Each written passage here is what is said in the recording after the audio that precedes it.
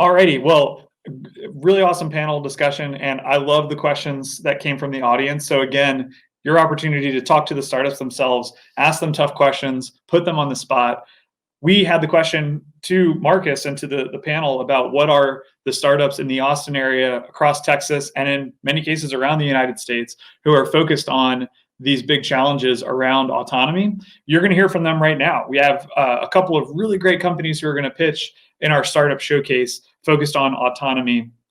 And so we're going to have 4 minutes for each of these folks to pitch, and then I'll come back on for each of the panelists and do a bit of a Q&A with them. So looking for questions from the audience there, and we'd love to again, put them on the spot. They're in the hot seat. It's Austin Startup Week. It's all about focusing on the startups.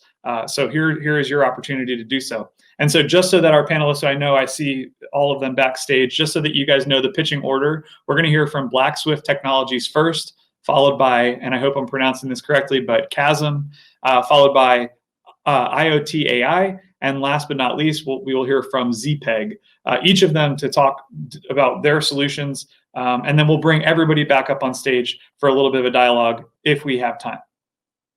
Okay, and so with that and without further ado, I'd like to bring up to the stage Jack Elston, who is the founder and CEO of Black Swift Technologies. Jack, welcome. Yeah, thank you. I just want to make sure you can see my slides right now. Okay, great. All right, yeah, I'm from Jack Elston from Black Swift Technologies. We're an unmanned aircraft solutions provider. We're actually in Boulder, but happy to be part of this presentation. So just get right into it. Unmanned aircraft systems are extremely valuable, and it's because they provide a set of data that we weren't unable to get before. We have satellites that provide us a lot of different coverage, but it's usually low resolution and low visitation as far as temporal. We have in situ pros we can put on towers and on the ground, but really filling in that gap between those two things are unmanned aircraft systems. And we've already started to see how value these information can provide to the systems around us. But one of the reasons why we haven't seen more pervasive use of these UAS in commercial applications, well, I'll kind of touch on 3 of the ones I think that are major problems. One, are reliability. A lot of these things, especially the small UAS, still come from kind of a hobby background. And so a lot of the different components, not necessarily reliable, certainly not the level of reliability you want when these things are flying around crowds of people or in urban areas. Additionally, they're using things like open source autopilots, which, while great, opens up the opportunities to a lot of different people. The number of contributors to the code base don't necessarily make it better, as there's still a very limited number of UAS experts available worldwide. And so what you really need is a core of people that understand all the different things that go in unmanned aircraft systems to build a reliable code base. Additionally, there's security limitations, and it fits well with the track that's going on now. A lot of different providers, a lot of foreign ones, have been found to take the data that users have been gathering and, unbeknownst to the user, actually send it back to the company for their own use. And so that's actually caused them to be banned from several different applications, many different federal contracts. Additionally, unmanned aircraft systems need to continue to grow as far as the technology. They need expanding capability to be able to safely execute what's called beyond visual line of sight flights, and so that we can go do things like pipeline inspections, infrastructure inspections. They need to increase the endurance to be able to provide observations for a longer amount of times, and then they need additional sensing capabilities, whether that be terrain avoidance or obstacle avoidance. So Black Swift Technologies, we're positioned quite well to be able to answer a lot of those questions. We've been working with unmanned aircraft systems since the early 2000s, and our founders all have PhDs in US-related research. We've done everything from fly aircraft to the Arctic for hurricanes, tornadoes, for volcano observations. So we have a lot of experience in very difficult environments, and you can see that come out in the design of our aircraft. We keep them simple and easy to use, because the last thing you want to be worrying about is having to find a tool and take off a glove to be able to put an aircraft together when you're in the Arctic and it's 20 below. The unmanned aircraft system market's continuing to grow. I don't think that's a surprise to anyone. What I kind of want to point out, though, is the segments that are really growing right now are the commercial segments, particularly the ones that are pertain to beyond line of sight, and that usually pertains to fixed-wing aircraft as opposed to multi-rotor. So there might be a little bit of a shift there in the fact that you need more endurance to be able to do things like pipeline monitoring. Our solutions at Black Swift Technologies are everything from a custom in-house designed autopilot system, which we've done all the control algorithms, all the software, the user interface, and everything. And the reason why we do that is because we're able to be responsive to the changing in the technology, the changing in the sensors very quickly. We don't have to wait for somebody else to fix something for us. We have several different fixed wing solutions. We have one we call the S2, it's kind of a workhorse, a swappable 5-pound payload that we've flown on everything from volcano observations to observing the atmosphere in Greenland. A tube launched vehicle we call the S0 that's being used for hurricane research and by the Air Force for rapid wind profiling. And then we also have solutions for infrastructure inspection. Getting into kind of the point of what's interesting for this particular session, we work a lot with AI and use that to monitor onboard systems to make sure that we're not getting bad signals from outside the aircraft. So we have a lot of interesting stuff going on there. We have a wide group of customers, everything from federal labs down to universities to the consumer space. And so we have a lot of experience with working with these security issues. Thank you. All right, awesome. Cool. Just a couple of quick questions for you. I'm going to pepper you here. Did you have any sort of like aha moments as you were developing this that would be useful for other founders to hear? Yeah. I told you I was going to put you on the hot seat. Sure. Honestly, we kind of tried to overexpand ourselves at first. We got a state grant and really went after the industry. And it turned out the drone industry was kind of evolving in a different direction. So we had to downsize and refocus. And honestly, one of the best things we did was sit down and say, what exactly is it that we want to build? Because there's a lot of different opportunities in this space. Mm-hmm.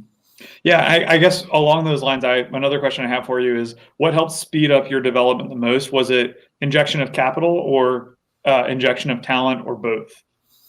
So we really haven't had any injection of capital other than grants, I guess. The talent has been the biggest thing. People that are willing to work the hours that are required by a startup, and then honestly, ones that can be independent. We rely a lot on having a diverse team that are very specialized and do well in each of their different areas, and they're able to go off and go accomplish what they need to do and bring together all the different levels of expertise that are required for an unmanned aircraft system.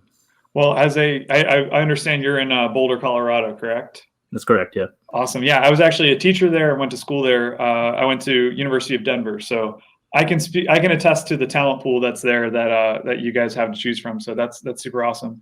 And then last question I have for you is, you mentioned the attack vectors from other countries or other places. What are the sharing of user data?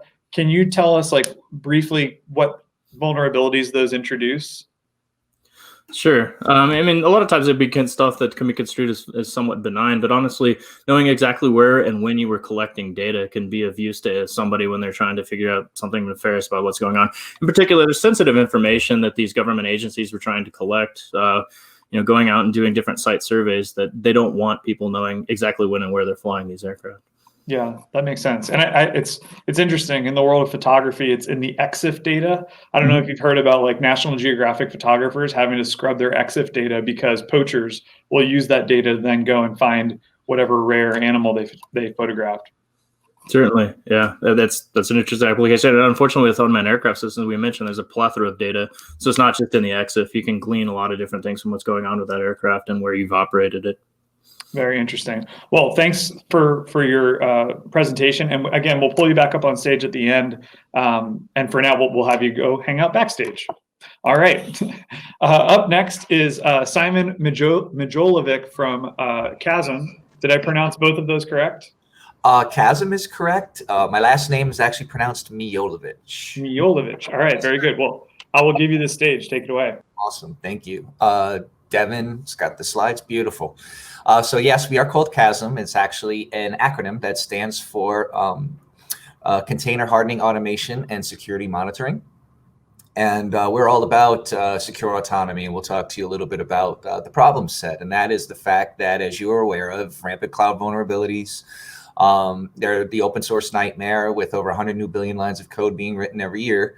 And the skill talent challenge, which are an estimated 4 million shortfall of global security talent, which leads us to the problem of the fact that security is not one in which humans can solve without automation and prioritization within the software development lifecycle.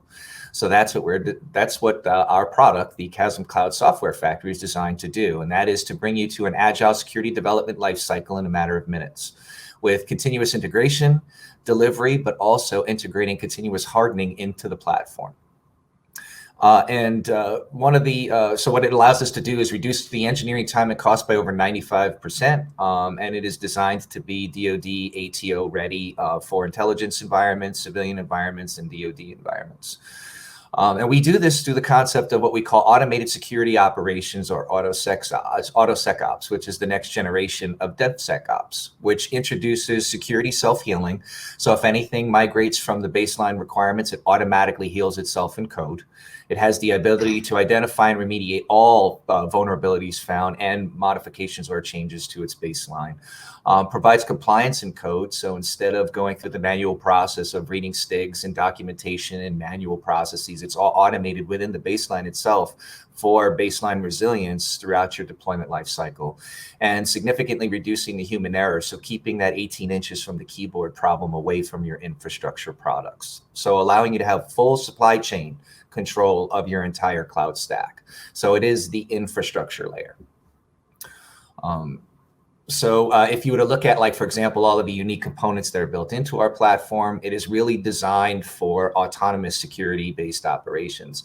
So when you're dealing with delivering and building applications, you obviously want to have visibility to all of the security anomalies you may have there, but you may not know about the underlying infrastructure and those components. And that's what that's what our platform is designed to do, to allow you to build your own cloud at a fraction of the cost, with full visibility to all security code and source code. And that's it. So yes, sorry about that. 60 plus supported CNCF projects we already have within our platform, 5 development languages. So it's very easy for you to be able to take any type of code that you're writing and fully control its entire source code supply chain. And thank you very much for your time. Really appreciate it. Awesome. Cool. So that was super straight to the point. I have to say, and I'm sure you understand this, I'm more of a layperson, not super technical. It's hard for us to imagine, or hard for me to imagine, exactly the kind of security that you're providing. Mm-hmm. You do talk about the Internet of Threats. Can you tell us about that? What does that mean? So basically, the types of challenges that we're looking to solve are the ones of, a lot of people are thinking about public cloud infrastructure and migrating workloads into public cloud infrastructure. So when we talk about the Internet of Threats, it's really all about the fact that you are using someone else's infrastructure and you don't understand its underlying code. You have no visibility to that. And you are paying an enormous amount of money to use public cloud resources. So the real goal is about giving you full end-to-end visibility. So for every component of your platform, static code analysis, fuzzing, vulnerability assessment reports, so you have the full threat profile of your entire infrastructure. And the analogy we like to use is you wouldn't buy a $10 million house if the person who was selling you the house didn't take you into the basement, right? So if they said, don't ever look in the basement, you don't want to know what's going on there. So you can't see any of the wiring, you can't see any of the plumbing, you don't know how good the foundation is, right? And that's what you have in the public cloud today, is a lack of visibility of the basement of your home, right? So one of the things that we're looking to achieve is giving you that full power and visibility so that you can actually, from source code, build it yourself. And is this something that, I know you talked about some of the partners that you're working with, or some of the folks that are using this. How has, like, the DoD responded to the ability for their integrators? Hold on one second. The ability for their integrators to, use your system to build their own cloud infrastructure? Well, that's a great question. In fact, if you look at what's going on in the Department of Defense today, many of them are looking at or beginning the starting phases of building their own software factories and looking at how they can essentially become an application warehouse, right? But at the end of the day, they're also still very dependent on public cloud infrastructures today, which takes, is an enormous cost burden. So what we're talking to a lot of, for example, federal system integrators today, is the idea of building a program of record from scratch using its own cloud infrastructure, its own components. So it's not just the applications, they're providing the full distribution that gives you your cloud and all of the applications that you would run for particular programs of record. So that's one of the main things that we're doing is we believe that our partnerships are the strongest in terms of the technology that we're providing with the federal system integrators who are looking to build very large programs of record that want to build very massive distributed global clouds, but for specific use cases and purposes. All right, very cool. Well, thank you so much, Simon. And again, we'll see you up here in just a second. We're going to move on to our next startup. Okay, great. And with that, we would like to bring up to the stage the COO of IoT AI Incorporated, JD Stanley. Good to see you, JD. How are you doing? You can see my Doing well. slide? I can see you, and we have your slides right on cue. Okay, great. Thank you very much for allowing us to participate. We love everything Capital Factory does. What we do is extreme conditions. And so I'm going to give you a little bit of background. We work in a world that's got tons of hype. So I have the hypiest name of a company, which I love, and I laugh every time. I'm an ex-Cisco exec. I actually have patents from Cisco where I did a lot of work. And I had teams actually drifting AI systems. We did all kinds of cool things. But in the reality of this is it is a very hodgepodge work, open source, closed systems. However, what IoT set out to do about 18 months ago actually had millions of dollars in dilution, non-diluted funding to actually do research and development in some really extreme conditions. And so what you're going to find here is I'm going to tell you a little bit more about the edge and what we do for autonomy on the edge. To understand that, let me give you a little background of what we do. So many people who do know me because of AFWorks events or X-Tech search events is they see us as a sensor IoT company and maybe a radio communications company. They haven't really seen us the autonomy side, but with secure autonomy, we're actually doing quite a bit. And so at the end of the day, we are secure mesh at that edge. And when I say secure, that physical little black box has A2AD resistance from the physical layer to the motherboard, to the kernel, the firmware, to dual wrap encryption in the network, and also in sensing of any multiple attributes of power and sensor, anything connected to it. And so it's a full stack. It's not one single stack. And it's been proven by Army and Air Force labs and also joint biochem labs. Additionally, though, what we've did is like, look, it's too many silos. It's a silo of a radio. It's a silo of AI. It's a silo of all these other things. And so what we've done is combined all that into a modular system that actually uses open APIs and open standards, in addition to an MDO, JADO backend system to provide basically IoT connectivity, communication connectivity, and also support that battlefield of things. What we're doing for basically autonomy and make it secure is we've taken that same technology and being funded by AFWorks and OSD to create a chip. That chip, it has the same component capabilities as the other two. We're shrinking it down into the chip to allow us to actually embed that into a swarm of 6-inch nano UAVs that's going to be delivered for military personnel. And so we're doing that now with our first chip production actually coming in 2021. So you're looking at the ability to actually swarm in LPD environments, which means in high EW, low ES signature, low R signature environments, and bring that capability together in a swarm. We actually, just this year in an STTR with the Army, we distributed AI across 1,000 of these distributed edge nodes with no cloud dependency. So now we can actually bring that not just to the autonomous vehicles and also the UAVs and the soldiers' ATAC systems, but across the network fabric itself. And also our system scales to 10,000 nodes. And so what you look at, we're solving customer problems around maintenance. We're solving customer problems around condition monitoring, both dual use aspects of it. We're solving customer problems about experience and connectivity. And that's what we've been really good at. We even have extreme compression where we can actually stream video at a 1 kilobit link over satellite, and we're multi-com. So we actually go upstream, downstream, and the ability to maintain ATAC in complete disconnected mode when there is an EW attack, EW swarm going on. Now, why will we be successful as a startup is we're ex-Cisco, ex-NASA, ex-Stanford folks. We've been doing this for a long time in our careers. We have a great group of experts that are RF, AI, high security, ultra secure environments. And we've been doing this with the Air Force and X-Tech Search because we're one of the finalists, but we have 2 Cyber 2s with the Air Force and we've been fielded. In fact, we were just at ABMS2 just a month ago doing this in 2 different locations. And we're the least detectable, but also we're working in high vegetation environments, thick vegetation environments, high metal rich environments, and also multi-kilometer ranges, including up to 50 miles. And so that's what we do for autonomy. And that's also how we secure it and why we believe we'll be successful, because we've made some really good contracts. We have dual use revenue. We will raise a Series A next year. And we love the work that Capital Factory does for us. So thank you very much. Awesome. Well, and I certainly have really enjoyed, getting to know you and IoT AI to see how you guys have continued to develop the product. You threw out a lot of acronyms, so forgive me and my naivete in understanding what all of those things mean. But can you help us understand what your product means in terms of the advancement from what was previously available? Yeah, so there's a couple of things. One is today what's available is a lot of siloed systems that have interdependencies, which all the other previous speakers spoke about, is there's enormous risk. Additionally, any radio is hackable, and that is fact. And so we're the least deniable, accessible, and actually trackable on the market we've seen today. And that's not us saying that, that is the labs that are testing us. Additionally, when you look at that, when you do actually have a secure communication, what then happens is, oh, I have to add these other things onto it. So we've actually added this together in a way that's very secure, very contained, been vetted and tested, audited. But additionally, what we're doing is saying, well, why have all these separate things? That's why we're also adding a radio plus AI. So we use AI in our mesh, but we're also doing computation of the sensors. So our devices today support 4,000 sensors. Now, we're not end all be all. So we have open standards, interoperate up to all the C4 ISR systems, up to SATCOM, up to 4G, 5G. We've built the system also to be modular and interoperable, so it's adaptable in a dual use perspective. We have commercial customers on the industrial, like thermoelectric power plants. Amazon used us in health monitoring. And then also we have Air Force and Army contracts.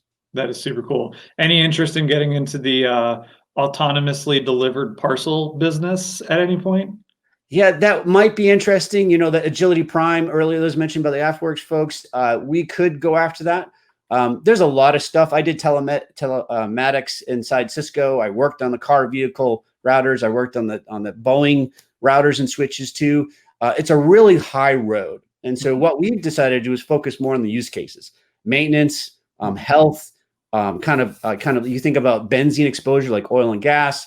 But you have the same thing, condition monitoring of vehicles in forward deployed environments. That's really what we've been focusing on. And so although autonomous is there, I'm actually a board member of the task force for TxDOT. I know a lot about it, but that's not a market we're targeting today. When the chip comes out, that's where we definitely see the adjacent market for us as that grows. But the chip is earlier stage, so I'm not betting our company on that yet. It's more of it's great progress, great tech, and we're going to vet it out in the next couple of years.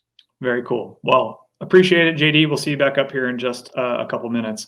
Honestly, this has been so interesting, and I think you guys are going to love our next presenter, Scott Hastings with ZPEG, who has wonderful hair. I just want to compliment you. We've been talking about it backstage, but Scott, I'm going to let you take the stage, and then we'll follow up with some questions as well.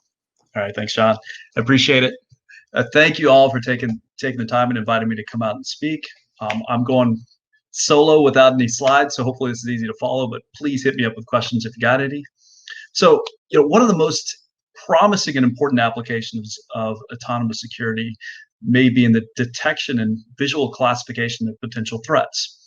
Imagine a scenario where an established perimeter is to be continuously monitored against a potential lethal asset such as a base in a desert. We need to detect a drone with a potential velocity of 460 miles per hour. And while one could easily imagine the threat approach speed soon exceeding that number, and yet our visual detection perimeter is limited in a radius to perhaps 3 miles. At 3 miles, we have seconds to detect the threat, determine its classification, and decide to project force. But 3 miles away might be an optimistic estimate. I mean, using existing off-the-shelf camera technology, visual classification of an object may not be able to proceed until the object subsumes maybe like tens of pixels. This doesn't take place until the object is about 1 mile away, cutting 2/3 of our reaction time. Leveraging existing video compression technologies reduces the effective detection and classification radii yet further. These vanishing small reaction windows lead to missed reactions and false positives. So increasing the effective detection and classification radii requires high resolution video at low latency, and that's where ZPEG tech steps in. The issue now becomes one of increasing camera resolution and guaranteeing pixel accuracy, all while leveraging moderate bandwidth transmission technologies. As we improve the margin of safety, existing technology drives the cost up dramatically. This is where ZPEG can really fit into the autonomous decision-making chain. So full circle from what ZPEG's developing, ZPEG solves the high resolution and accuracy issue by removing not perceptible data, but only the captured noise introduced by the camera. So the resulting images are therefore improved in accuracy and unprocessed camera data, and yet can show the dramatic bandwidth savings required at lower transmission links, and particularly wireless links. Not only does ZPEG guarantee the accuracy of the visual data at lower bandwidths, but its highly parallel nature ensures subframe latencies and scalability to any camera resolution. And its low complexity and low swap means inexpensive technologies may be used to deploy the solution. The technology revolution that is being led by ZPEG means that autonomous security detection can be made with greater safety margins at significantly lower incremental cost. So that's what I got. Sean, hit me up with some questions. That was awesome. And of course, we're very familiar with ZPEG here at Capital Factory, and really have, again, much like the other folks who presented, have really enjoyed watching you guys, look for opportunities to enter the marketplace and find partners as well. Can you tell us, like, again, I'm playing the layperson here, mostly because I am. Does this mean that if using ZPEG's technology, for instance, if I'm recording videos on my cell phone, is it going to reduce the file sizes so that I can, save storage space on my phone? Or, I don't know, help me understand from a commercial perspective what the applications of ZPEG are. Yeah, no, that's a great question. And so we have 3 different branches of technology that we're developing. And so we actually have something that will reduce the bandwidth requirements on your phone. We have a preprocessor that we've been actively marketing that's product ready to go. What we're talking about today that's more important for the autonomous security kind of branch is a unique video codec that's very highly tuned to these kind of environments. And then finally, we're actually working on a storage image format as well, which is co-developing that as well with some large companies. Yeah. What are there technological advances that will, like, in terms of computing power or storage capabilities and things like that, that are going to help, that your technology will help move along? Or am I thinking about that wrong? Is it kind of the other way? Well, it's kind of the other way, where in the sense it becomes less important as the technology goes up. But the problem is the consumption and production of data is going at a much faster rate than the reduction, for instance, in the cost of storage. So, like, even if it costs less and less to store data, for instance, over time, as we become as technology becomes more efficient. However, the consumption and production of things like cat videos on YouTube, or pictures of your grandma that everybody's storing historically on Facebook, for instance, makes it even more important, because that's going up at an exponential faster than the rate of increase in technological advances. Well, and it's also, obviously there's not much to be parsed from the photos of your grandmother or the cat videos, but when you have the kind of data that you guys are looking at, especially from like a defense perspective, it's not a question of how do you store this, it's what do you do with it? How do you parse through that data? Right, exactly. And not only that, it's important to be exceptionally, like, as high fidelity as you can get. Like I mentioned, you need to be able to detect as low as 10 pixels out several miles, that's incredible. Or 10 pixels to be able to, is what your detection is. If something's 3 miles out, which gives you a few seconds to respond to it. So detect, classify, and then project force if necessary. And yet, when UPS says that it delivered a package to my door, and I look on my Nest Cam, if I zoom in quickly, it becomes completely unrecognizable, the image. It's a great selling tactic. I need ZPEG in my Nest camera on my doorbell. Well, cool. Well, as always, thank you, Scott. Thanks so much for presenting. We're actually going to bring all the folks back up on stage, because we had just a ton of questions come in through the chat, through the audience. So all I'd ask is, if you're not speaking, go on mute, and then when I call on you, it'll be easier to make sure that we don't have any interruption and noise overlay. So where do we start? Aaron, our technical lead who's backstage, I'm looking through questions here. And I know we had some questions for Jack from the beginning. Let me go scroll back to it unless Aaron has dropped it in. Okay, we have a question here from Bobby, and he asks, are there any panelists aware of new approaches or research efforts that provide encryption without the need for key distribution? Any responses to that? Actually, I think that might have been for our last panel, Aaron. Hold on one second. Okay, we have a question here. Let's see. I am struggling here because I'm scrolling through. We had so much chat going on backstage. Hold on one second. Okay, this question is for Jack. Comes from William. And Jack, the question is, can your UAS communicate between each other to explore a new area of interest more quickly? Yeah, we've worked on several different cooperative systems, be it for either parceling up some of like a survey that you're doing on the ground, or kind of more interesting application in my mind, when you're trying to do volumetric sampling above, say, a volcano. It's very hard to do that with just one aircraft at one time, because you imagine the wind blows and the plume moves away and then it's different. And so, we've worked on systems where you get several different vehicles to coordinate and make volumetric samples of certain things. Unfortunately, generally, we don't deploy those, either because of cost reasons or because regulations do make it difficult to fly multiple aircraft at one time from one location. Yeah, makes sense. The environmental factors are certainly something to be considered. Question for JD, and this is coming from Bill. Do you have I know I talked with Jack about acquisition of talent and how that can help shape and change the trajectory of the company. Question for JD is, do you have a challenge with talent acquisition given the applications and the extent of the IoT field and where it sits currently? I think any startup or any large company has an acquisition of talent problem. That's why what I mentioned is, my close to 20 years at Cisco, I know the use cases we're going after because I did them before. And a lot of times the problem statements don't change. The belief that 5G solves world hunger is still a hype, because there's still manual data collection inside thermoelectric power plants, inside oil rigs. So the reality and the bandwidth problem, whether it be like Scott or others, or UAVs like Jack, line of sight, it's usually it's either satellite or it's ground based.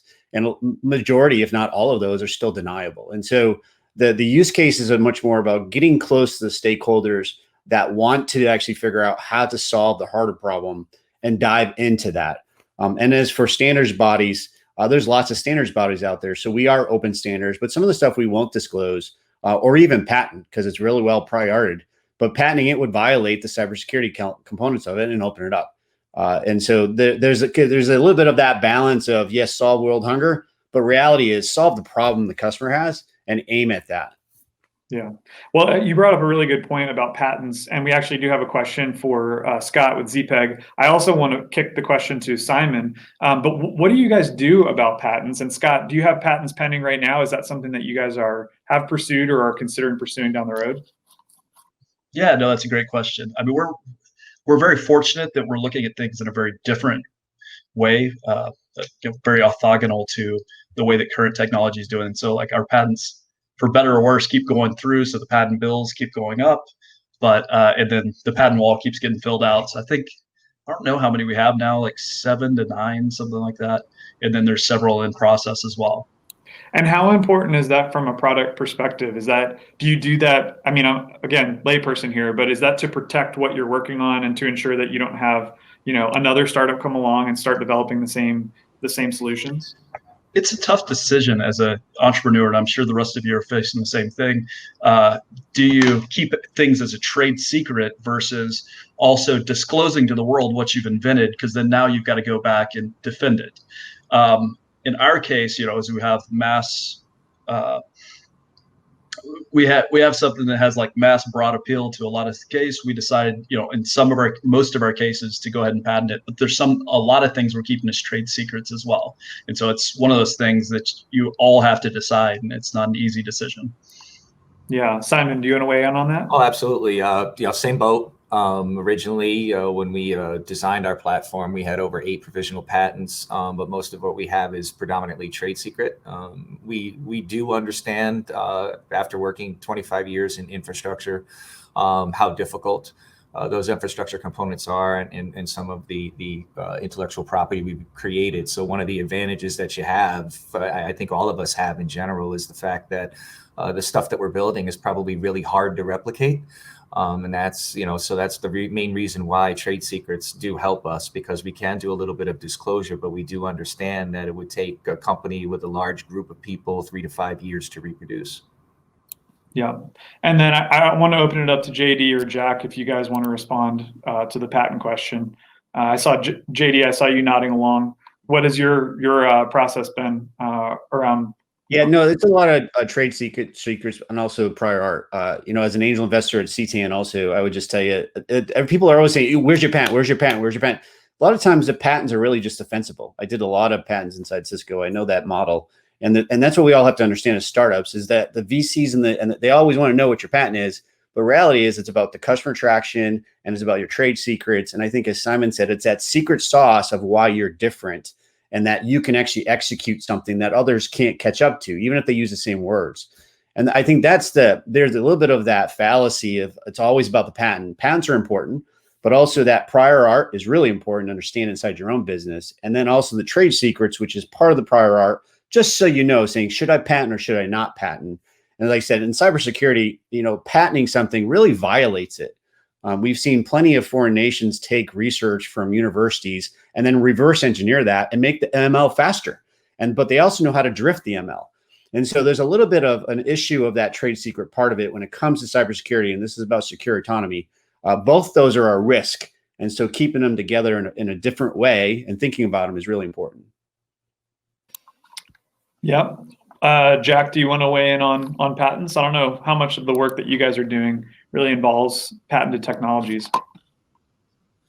A lot of the core functionality, as far as the control algorithms that we've put together ourselves, are something that we could probably pursue patenting on. We haven't done that, again, because of the same fears that everyone else has kind of expressed here. We don't want to disclose that to everyone else. I mean, one of the biggest projects going on right now, I think I mentioned this earlier, is a big open source project to put together the core functionality for autopilot system. And we've seen plenty of different proprietary systems have their core algorithms taken and put into that project. So we don't really want to risk that. And we're not big enough to defend it at this point in time. Yeah, that makes sense. I have one more question for Scott, and then I want to open it up to general discussion. Scott, the question for you from Brian is, are your compressors and or codecs processor specific? Do you have to custom code these per customer requirements and system design? Gotcha. So the codec itself is general. However, we have been, as we've been working with different customers, taking our development path to that as we're to specific applications. However, it's general, can be applied in many, just about anything. I mean, it runs a little bit faster on the modern chipsets, because we can take advantage of some of the different instruction sets that are within there that speed up the process a little bit. Yeah, that makes sense. And insofar as I'm capable of understanding all of this, the complexity of what you guys are working on, the last thing I would say is, I think if we were to create like one just kind of like giant startup between all 4 of your companies, I think that would be super cool. How do you guys see collaboration with startups, with a corporate partner or a customer, a government customer? What does that look like? Have y'all ever thought about, hey, I'm working on this thing, I could really partner with this startup or that startup? Or is it more valuable to just like work really, get really deep on one area? Simon, why don't you kick it off?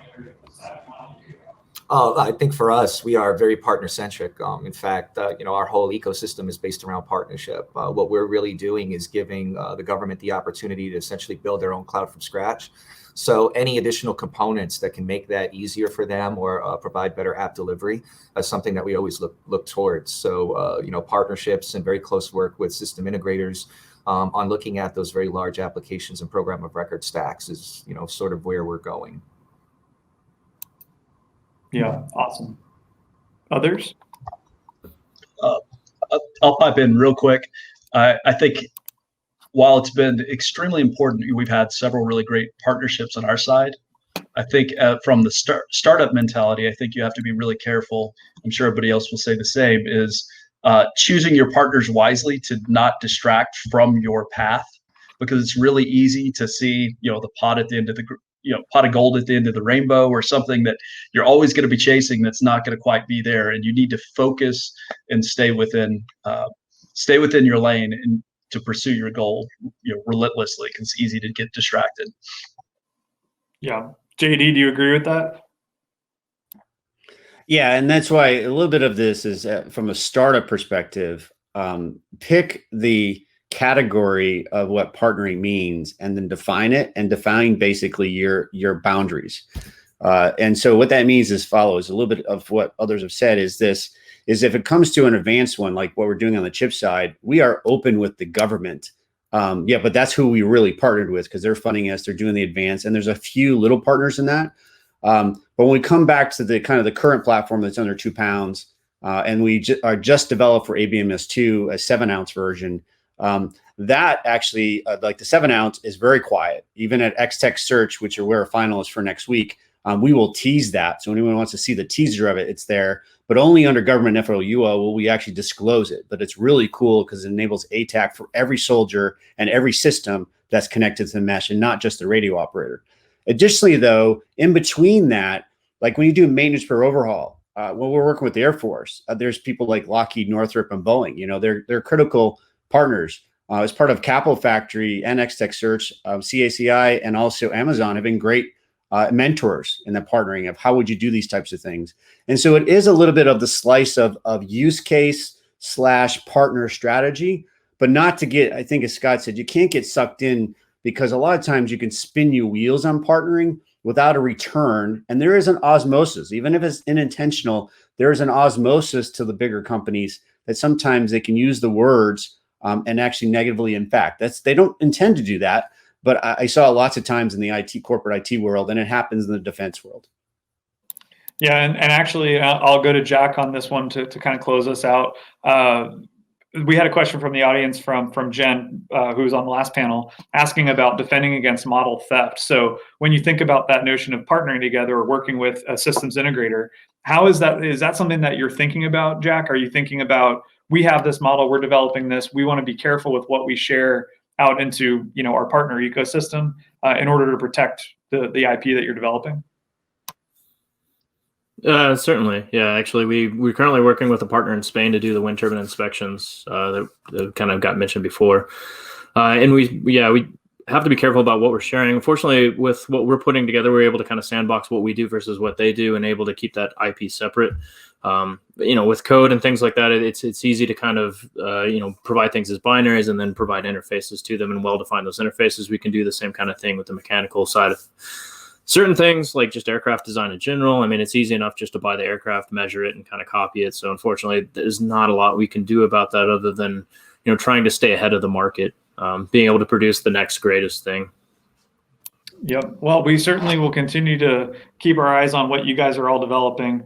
Really appreciate you all being here today and sharing your startup story with us and guidance to startups out there who want to emulate the success that you all have had. So thank you very much for your time. Really appreciate it. And we'll see you around. Awesome. Well, that brings us to the end of our startup showcase. We actually have another networking session that's coming right up. And so we look forward to you guys going in there and networking. Hopefully you can meet with some of our startups and talk with them. If you miss the opportunity to meet with them during networking, remember there is still a great opportunity to network and meet some of these startups and lots of others in the startup crawl that starts today at 4 p.m. Central Time. So make sure, check your email for your Sococo registration, set up your profile, go in there and mix and mingle with everybody across the startup ecosystem here in Austin and beyond.